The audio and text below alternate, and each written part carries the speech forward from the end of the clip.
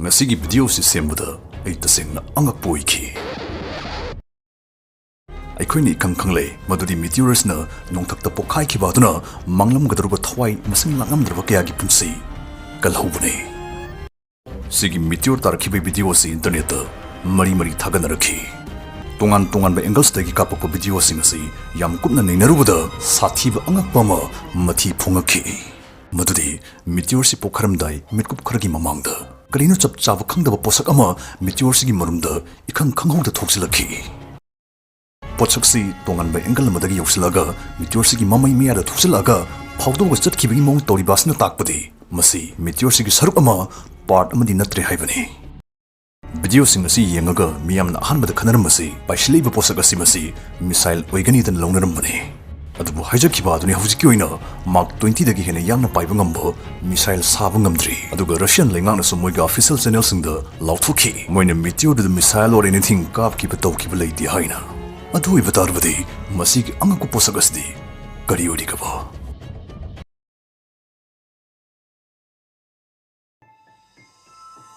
US Pentagon thadrukpa nongthakta thukpa angakpa thodoksingi report asumna palle 300 to 600 Gs haidi makolgi ayang badagi saruk tarama thoini toi hundu yangkhana paibasgumba angakpa posaksing asi US Navy na yam toina thingnari haina aikoigi science and technology dagi yam sathina chokhat penba posaksing aikoigi koktak sdeida pairaga leire aikoina moigi langla langjal puthokpa ngamdragasu aikoigi raksdeida aikoidagi sathina chokhat penba dugma civilization ama lotuna thutuna leirabra haibasimadi chapchan hangba yabadgumba wahanga moirakli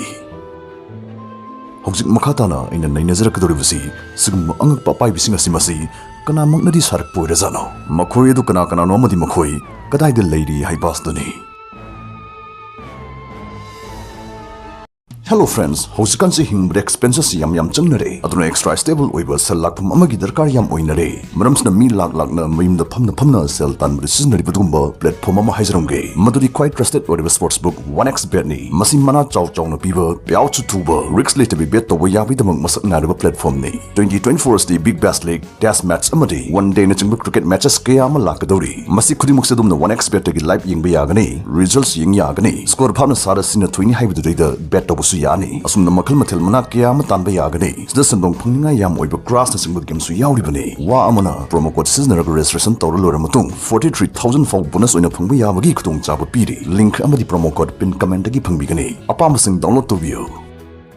Ngasigi video sigi part 1 yinghawdaba sing description da link hapsaramge changaga yingbiyo. Mark 108 ki ayangda paira laaga meteor mada safely akaya renta yaudabida Power Chatkiba Pai Tokiva Ngambaka Havisimati, Sigi Technology Simukti, Type 1 Civilization Gi Loshilak Pasaruk or Type 2 or Type 2 Gi Mathaki Civilization Singdaki, Oifam Toi. Aina Type 1, Type 2 Civilization Havistida, Bhakta the Yaviragadi, description the Laki using down so a video Samzakre. Shigi meteors na, Nongtak the leading a Kai Krisi, Masisuma Civilization Amana Tugar Puramagadi Matangster, a Queen of Wakalani can be I. 1. They are always watching over humanity for some reason. Haidi karigumba maram khargidamang miyoiba ikhoisi moina matam chupa yangshinduna senaduna leiri haibani. Number 2. They also live on the earth and are simply protecting their home. Haidi mushu prithibista leiri duna chumna mushu masagi mayumsi protect tawzabani yasni.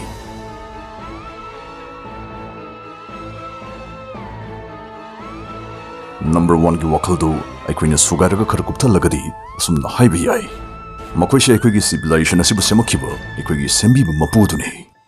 aikoisi moigi khutsem oibaduna lila loshinba yadri matagum sum yengsliba aikoidigi sathina advance oiba henba civilization ama type 4 natraga mathaki civilization ama oirambadum oithokadoine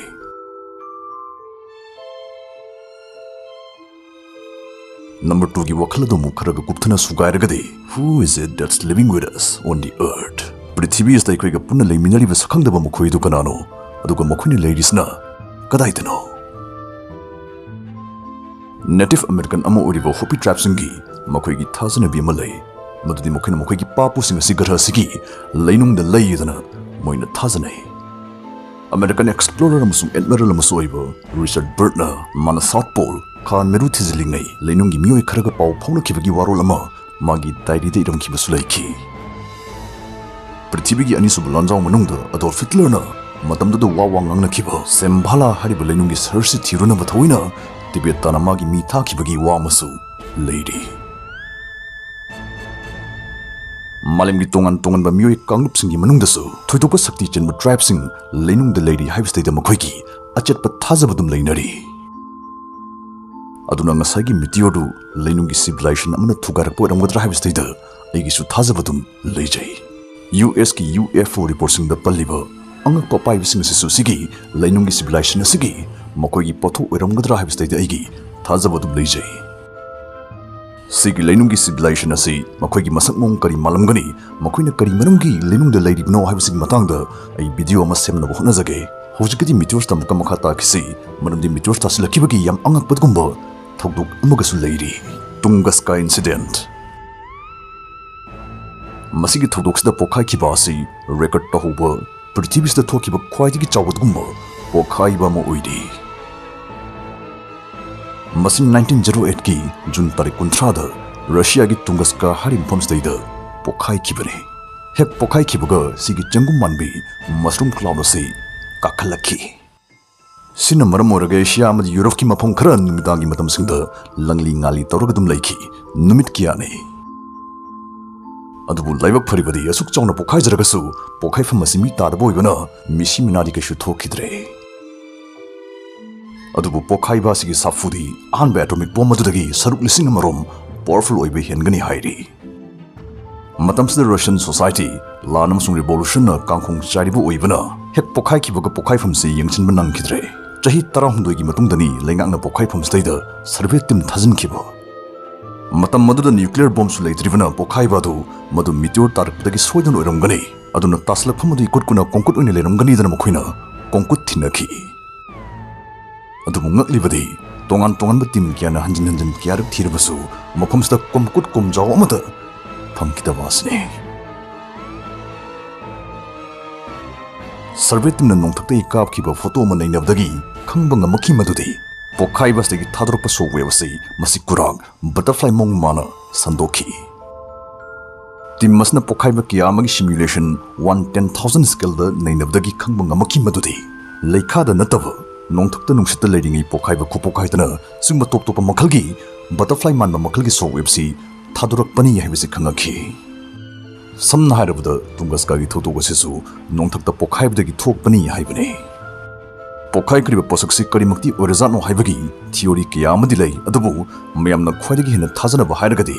diameter da meter chamaram oidoba mark marifugi ayangda tathrakpa meteor mana leimaidagi kilometer 5 gi mathakta pokhai kibo oini haibasne